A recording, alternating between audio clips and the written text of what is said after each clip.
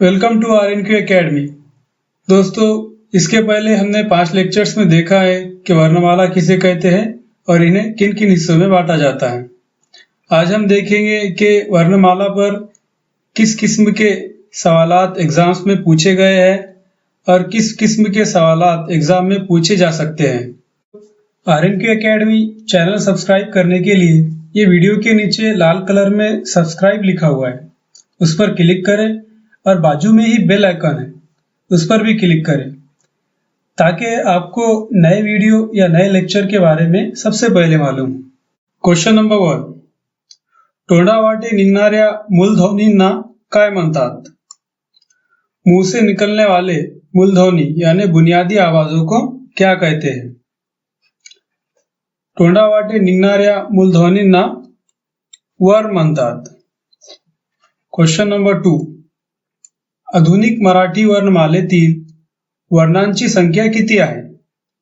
आधुनिक यानी मॉडर्न या जदीद। आधुनिक मराठी वर्णमाला में वर्ण या अक्षरों की तादाद कितनी है? तो इनकी टोटल तादाद 52 है यानी 52 है। क्वेश्चन नंबर 3, मराठी वर्णमालेतील एकूण वर्ण किती? मराठी वर्णमाला में टोटल अक्षरों की तादाद 52 है। मूळ या शास्त्रीय मराठी वर्णमालेतील वर्णांची संख्या किती आहे? मूळ यानी ओरिजिनल, शास्त्रीय यानी कदीम, क्लासिकल। इसका मतलब ये कि पहले मराठी वर्णमाला में वर्ण की संख्या कितनी थी? तो पहले सिर्फ 48 थी, बाद में 4 वर्ण या अक्षरों को भी मराठी वर्णमाला का हिस्सा माना गया, तो टोटल वर्ण या अक्षरों की तादाद मराठी वर्णमाला में 52 हो गई। मराठी वर्णमालेत एकूण किती स्वरादी आहे? मराठी वर्णमाला में टोटल कितने स्वरादी हैं? कितने हैं? सिर्फ 2 है। 6, खालीलपैकी कोणते स्वरादी आहेत ओळखा। स्वरादी कौन से है ये पहचानना है। स्वरादी अगर आपको पता भी है कि स्वरादी अम और आहा को स्वरादी कहते हैं, लेकिन आप उन्हें पहचान नहीं पा रहे हो कि वो किस तरह के दिखते हैं, तो आप जवाब नहीं दे पाएंगे। इसलिए स्वरादी कौन से हैं? स्वरादी ये है अम और आहा। आधुनिक वर्णमालेतील स्वरांची एकूण संख्या किती आहे? क्वेश्चन नंबर 7 क्या है? आधुनिक यानी मॉडर्न, जदीद। मराठी वर्णमाले में स्वर या वावेल की टोटल तादाद कितनी है? तो टोटल तादाद कितनी है? टोटल तादाद 14 है। लेकिन क्वेश्चन नंबर 8, मूळ या शास्त्रीय वर्णमालेत स्वरांची एकूण संख्या किती आहे? पहले क्लासिकल जो मराठी वर्णमाला है उसमें स्वर की तादाद कितनी थी? तो पहले स्वर या वावेल की तादाद कितनी थी? 12 थी। अब लेकिन 14 हो गई है, क्योंकि इसमें 2 नए स्वर शामिल किए गए, इसलिए अब 12 से 14 स्वर है मराठी वर्णमाला में। क्वेश्चन नंबर 9, कोणते 2 नवीन स्वर वर्णमालेत समाविष्ट करण्यात आले आहेत? कौन से 2 नवे स्वर या वावेल वर्णमाला में शामिल किए गए हैं? वो कौन से 2 नए स्वर है? वो है ए और ओ। ये 2 नए स्वर की वजह से मराठी वर्णमाला में स्वर की तादाद 14 हो गई है, लेकिन पहले सिर्फ 12 थी। क्वेश्चन 10, स्वरांच्या बाबतीत अयोग्य या चुकीचे विधान ओळखा। अयोग्य यानी चुकीचे यानी गलत। गलत जुमला इसमें से कौन सा है वो पहचानना है। नंबर 1, स्वर स्वतंत्र उच्चाराची असतात। नंबर 2, स्वर म्हणजे सूर। नंबर 3, आधुनिक वर्णमालेत ए और ओ हे 2 इंग्रजी स्वर समाविष्ट केले आहेत। नंबर 4, स्वर उच्चाराच्या वेळी हवेचा मार्ग अडवलेला असतो। तो इसमें से गलत कौन सा है वो पहचानना है। हमने स्वर के लेक्चर में देखा है कि स्वर स्वतंत्र उच्चार यानी मुकम्मल तलफ़ुज़ के हैं। ये अपने उच्चार के लिए किसी दूसरे वर्ण पर मुनस्सिर नहीं होते।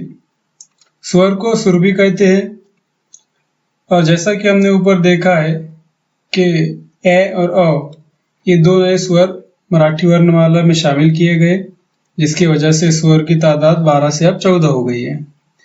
चौथा ऑप्शन जो है गलत है। जब हम आ या ऊ कहते हैं तो हवा का रास्ता अड़ा हुआ नहीं रहता, वो खुला रहता है। हवा आसानी से हमारे मुंह से बाहर निकलती है, इसलिए चौथा ऑप्शन गलत है। क्वेश्चन नंबर 11, कोणते दोन नवे स्वर इंग्लिश भाषेतून मराठीत आलेले आहेत? कोणते दो नए स्वर या वावेल इंग्लिश जबान से मराठी में आए हैं? तो कौन से दो है? वो है ए और ओ। यही दो स्वर हैं जो इंग्लिश जबान से मराठी जबान में आए हैं। क्वेश्चन नंबर 12, ज्या वर्णाचा उच्चार करण्याआधी स्वर येतो त्यांना काय म्हणतात? जिन वर्ण या अक्षरों का उच्चार या तलफ़ुज़ करने से पहले स्वर आता है उसे क्या कहते हैं? उसे क्या कहते हैं? उसे स्वरादि कहते हैं। क्वेश्चन नंबर 13, स्वर आहे आदि या आरंभी ज्याचे असा वर्ण, ऐसा वर्ण कौन सा है जिसके आदि या आरंभी यानी शुरुआत में स्वर आता है या वावेल आता है स्वरादि। स्वरादि में दो वर्ण आते हैं, अम और आहा। क्वेश्चन नंबर 14, स्वरांच्या बाबतीत अयोग्य या चुकीचे विधान ओळखा। इसमें से गलत कौन सा है वो पहचानना है। नंबर 1, स्वरांचा उच्चार स्वतंत्रपणे पूर्ण होतो। नंबर 2, उच्चाराच्या वेळी स्वर दुसऱ्या कोणत्याही वर्णाची मदत घेत नाही। नंबर 3, मराठी भाषेत एकूण 12 स्वर आहे। नंबर 4, स्वर उच्चाराच्या वेळी हवेचा मार्ग अडवलेला नसतो। इसमें से गलत कौन सा है? ऐसा कि हमने पहले भी देखा है कि स्वर का उच्चार स्वतंत्रपने यानी आजादाना तौर पर मुकम्मल होता है या पूरा होता है। उच्चार के वक्त ये किसी दूसरे वर्ण की मदद नहीं लेते, इसीलिए इन्हें स्वतंत्र उच्चार के वर्ण कहा जाता है। मराठी वर्णमालेत एकूण अभी 12 नहीं 14 स्वर है। हमने पहले ही देखा है कि दो नए इंग्लिश जबान से मराठी जबान में दो नए स्वर आए हैं, जिसकी वजह से अब मराठी वर्णमाला में स्वर की तादाद 14 हो गई है, इसलिए 3 ऑप्शन रॉन्ग है। और जब हम स्वर का उच्चार करते हैं यानी बोलते हैं तो हवा का जो रास्ता है वो अड़ा हुआ नहीं होता है, ये सही है। क्वेश्चन नंबर 15, खालीलपैकी कोणते स्वरादि आहेत ओळखा। स्वरादि कौन से हैं ये हमें पहचानना है। तो स्वरादि कौन से हैं? अम और आहा, ये दो स्वरादि है। क्वेश्चन 16, स्वरादि म्हणजे काय? स्वरादि के मायने क्या है? नंबर 1, स्वर आहे आरंभी असे, स्वर आहे आधी असे, स्वर आहे नंतर असे, अनुस्वार व विसर्ग। तो स्वरादि किसे कहते हैं? यहाँ पर बस जो ऑप्शन जो 3 है बस यही गलत है, बाकी के जो ये 3 ऑप्शन है 1, 2 और 4 ये सही है। कि स्वरादि किसे कहते हैं? जिनके शुरुआत में स्वर आता है उसे स्वरादि कहते हैं। शुरुआत में प्रारंभी और आदि यानी एक ही होता है। आदि के मायने होते पहले और प्रारंभी के मायने होते हैं शुरुआत में, इसलिए ये दोनों सही ऑप्शन है। और विसर्ग, अनुस्वार और विसर्ग ये दोनों स्वरादि की ही किस्में हैं, इसलिए ये भी ऑप्शन सही है।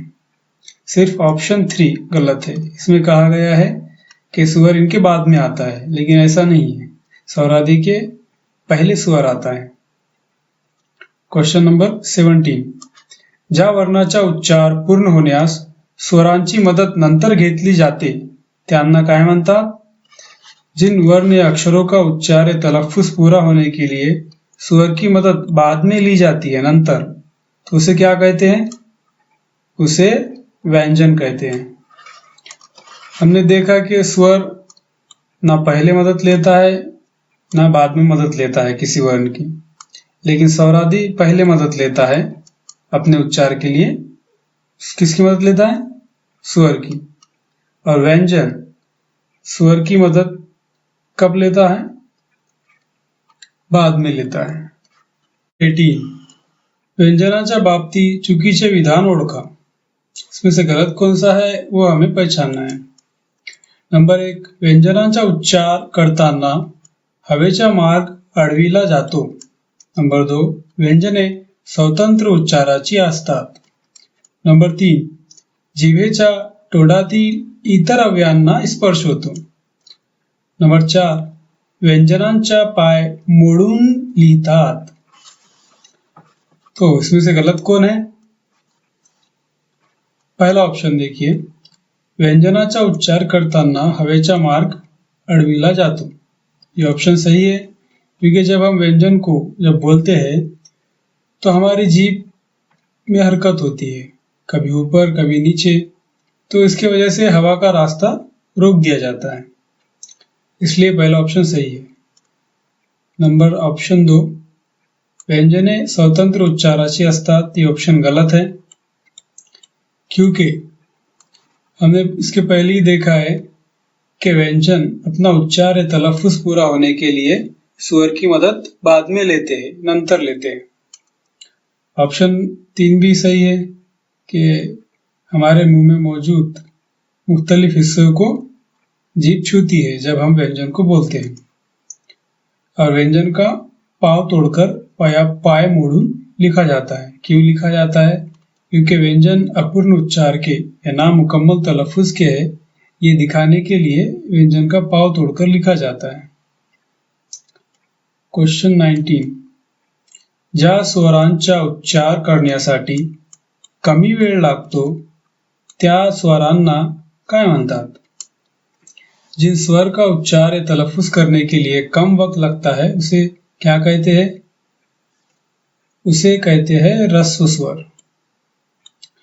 हमने मराठी वर्णमाला के जो लेक्चर था स्वर का या वावेल्स का, उसमें देखा है कि स्वर किसे कहते हैं, स्वर की कौन कौन सी किस्में हैं। अगर आपने ये लेक्चर नहीं देखा होगा तो वीडियो के नीचे लिंक दी हुई है, आप इस पर क्लिक कर वो वीडियो देख सकते हैं। तो स्वर को 3 हिस्सों में बांटा जाता है, ह्रस्व स्वर, दीर्घ स्वर और संयुक्त स्वर। और जिसको उच्चार करने के लिए या बोलने के लिए कम वक्त लगता है उसे कौन सा स्वर कहते हैं? ह्रस्व स्वर कहते हैं। क्वेश्चन नंबर 20, स्वरांच्या बाबतीत अयोग्य या चुकीचे विधान ओळखा। नंबर 1, स्वर म्हणजे उच्चार या ध्वनी करणे। नंबर 2, स्वरांचा उच्चार स्वतंत्रपणे पूर्ण होतो। नंबर 3, उच्चाराच्या वेळी स्वर दुसरे कोणत्याही वर्णाची मदत घेत नाही। नंबर 4, स्वराच्या पाय मोडून लिहितात। तो इसमें से गलत कौन सा है? गलत है चौथा ऑप्शन। ऑप्शन नंबर 1 सही है, स्वर म्हणजे उच्चार करणे या ध्वनी करणे। ऑप्शन नंबर 2 भी सही है, स्वरांचा उच्चार स्वतंत्रपणे पूर्ण होतो। स्वर का उच्चार या तलफ्फुज आज़ादाना तौर पर पूरा होता है। क्यों होता है? क्योंकि स्वर अपने उच्चार या तलफ्फुज के लिए किसी दूसरे वर्ण या अक्षर की मदद नहीं लेते। हमने देखा है कि स्वरादि अपने उच्चार को पूरा करने के लिए पहले स्वर की मदद लेते हैं और व्यंजन बाद में स्वर की मदद लेते हैं, लेकिन स्वर किसी की मदद नहीं लेता, इसलिए ये स्वतंत्र उच्चार के वर्ण है। ऑप्शन 3 भी सही है, उच्चाराच्या वेळी स्वर दूसरे कोणत्याही वर्णाची मदद घेत नाही। इसी वजह से ऑप्शन 3 का जो है ये है रीजन है, ऑप्शन 2 का रीजन ऑप्शन 3 है कि स्वतंत्र उच्चार के वर्ण क्यों है? क्योंकि ये अपने उच्चार के वक्त किसी दूसरे वर्ण की मदद नहीं लेते। ऑप्शन नंबर 4 गलत है. स्वरांच्या पाय मोडून लिहितात. नहीं, स्वर का पाव तोड़कर नहीं लिखा जाता है. क्यों नहीं लिखा जाता है? क्योंकि ये स्वतंत्र उच्चार के वर्ण हैं. व्यंजन हमने देखा है कि व्यंजन का पाव तोड़कर लिखा जाता है. इनका व्यंजन का पाव तोड़कर इसलिए लिखा जाता है क्योंकि ये अपूर्ण उच्चार के हैं, नामुकम्मल तलफ्फुज के हैं, और वही दिखाने के लिए व्यंजन का पाव तोड़कर लिखा जाता है. लेकिन स्वर पूर्ण उच्चार के हैं, यानी इनका उच्चार अपने आप में मुकम्मल है, इसलिए इन्हें पैर तोड़कर लिखते नहीं. Question number 21. ज्या स्वरांचा उच्चार करण्यासाठी जास्त कालावधी लागतो त्यांना काय म्हणतात? जिन स्वर या वावेल का उच्चार या तलफ्फुज करने के लिए ज्यादा वक्त लगता है उसे क्या कहते हैं? तो उसे क्या कहते हैं? उसे दीर्घ स्वर कहते हैं. दीर्घ स्वर के ही उच्चार को ज्यादा वक्त लगता है. Question number 22. या स्वरांचा उच्चार आखुड़ होतो. आखुड़, यहाँ पर आखुड़ की मायने आपको पता होना चाहिए. आखुड़ यानी छोटा, मुक्तेसर. यहाँ कह रहा है कि किस स्वर या वावेल का उच्चार या तलफ्फुज मुक्तेसर होता है. तो ऐसे कौन से वावेल है? रस्व स्वर है, रस्व वावेल है, यानी शॉर्ट वावेल है. 23. या स्वरांचा उच्चार लांबट होतो. लांबट यानी लंबा, यानी बड़ा. ऐसे कौन से स्वर है जिनका उच्चार लंबा होता है या तवील होता है? तो ऐसे कौन से स्वर है? ऐसे स्वर है दीर्घ स्वर. दीर्घ स्वर को ही लॉन्ग वावेल कहते हैं. Question number 24. दोन स्वर मिळून बनलेले स्वरांना काय म्हणतात? दो स्वर से मिलकर बनने वाले स्वर को क्या कहते हैं? संयुक्त स्वर कहते हैं. Question number 25. ई हा स्वर कोणत्या प्रकारचा आहे? ई, ये जो स्वर है वो किस किस्म का है, ये हमें पहचानना है. वो रस्व है, दीर्घ है, संयुक्त है या स्वरादि है, ये हमें पहचानना है. तो ई रस्व स्वर है. Question number 26. ई हा स्वर कोणत्या प्रकारचा आहे? ई ये स्वर कौन सी किस्म का है, ये पहचानना है. तो ई कौन सी किस्म का स्वर है? दीर्घ स्वर है. यहाँ पे देखिए ई और ई को बोलने के लिए कम वक्त लगता है, इसलिए वो रस्व स्वर है.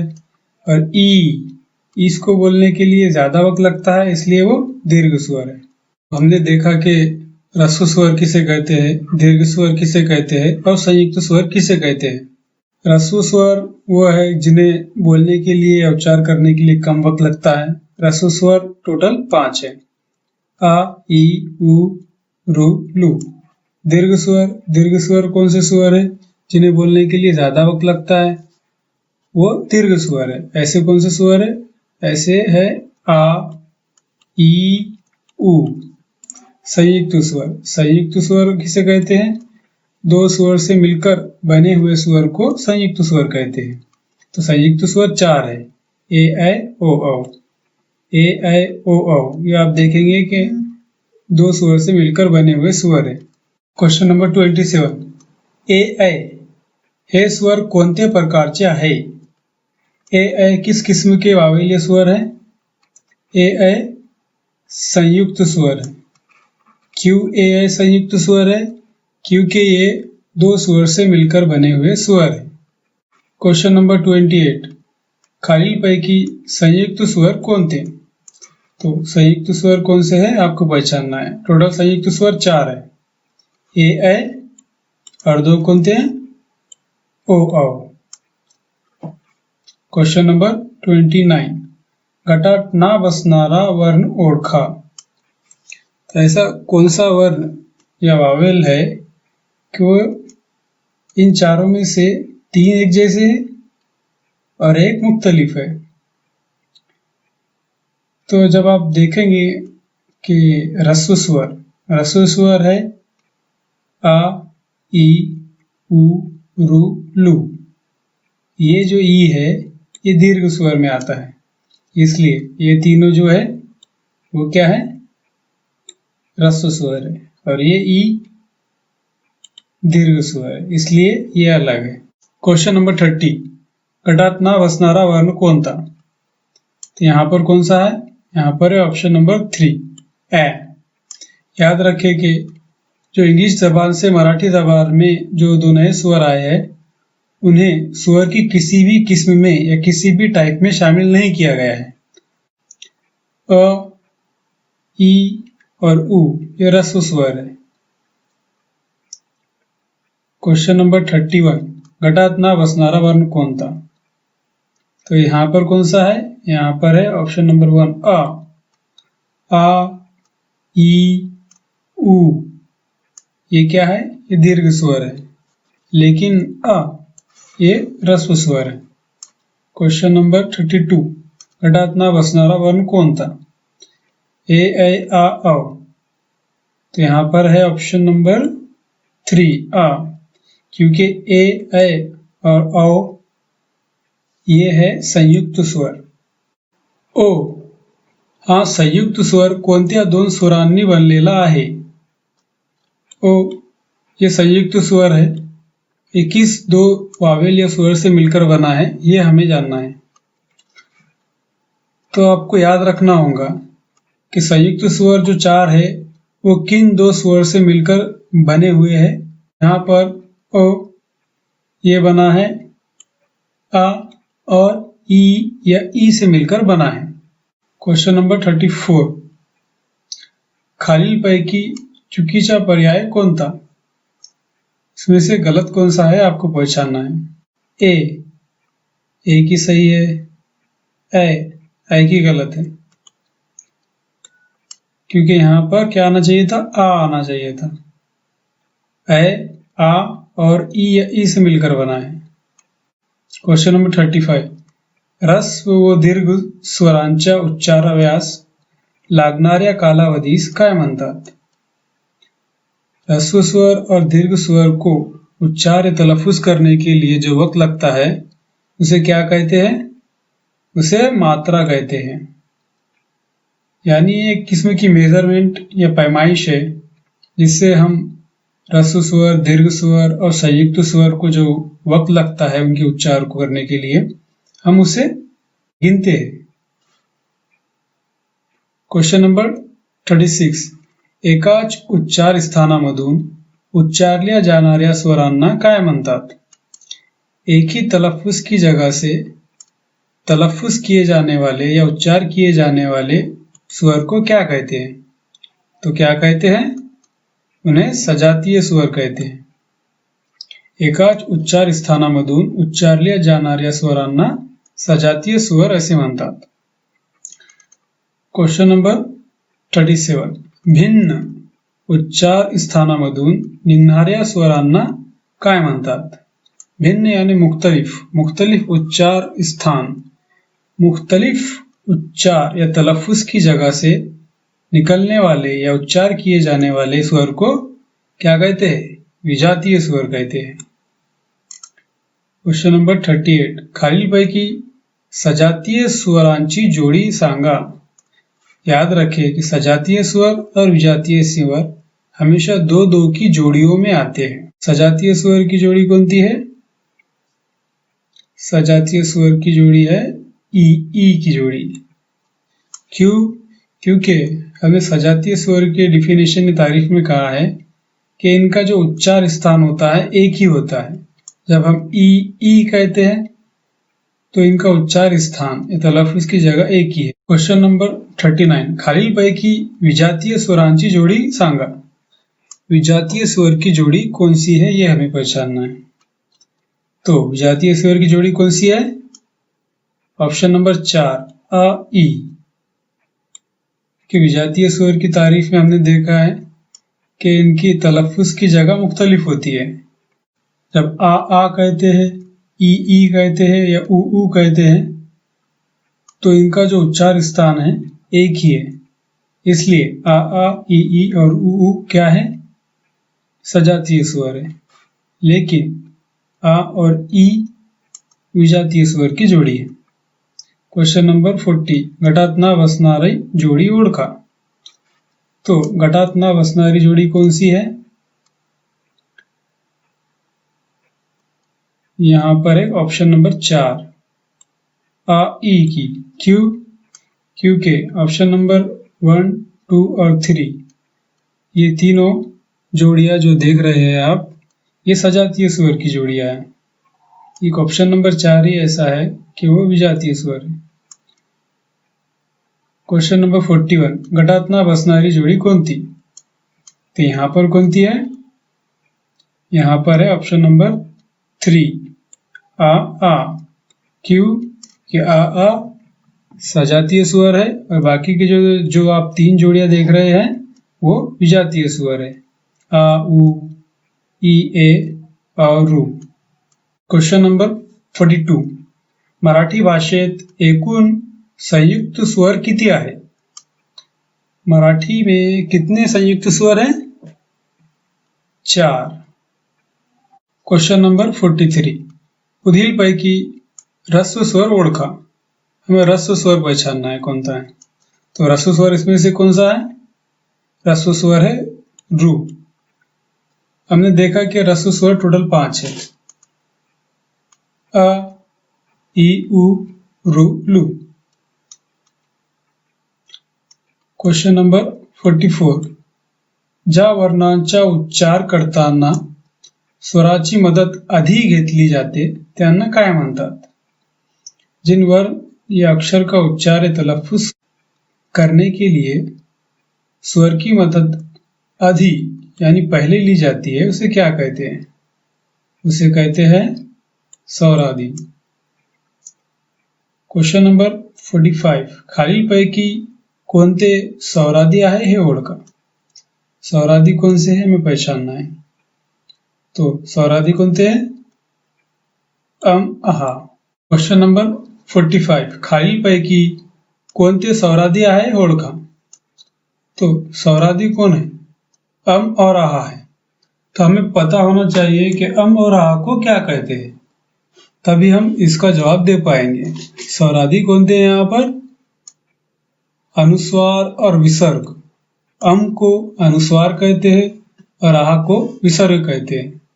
इसलिए यहाँ पे स्वरादि कौन से? अनुस्वार और विसर्ग स्वरादि है. Question number 46. खालीलपैकी कोणता वर्ण दुसऱ्या वर्णावर सवार होतो?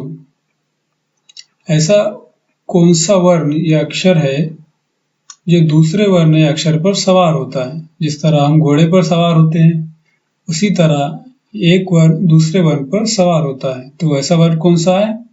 वैसा वर्ण है अम. Question number 47. एका उच्चारावर सवार होणारा दूसरा उच्चार कोणता?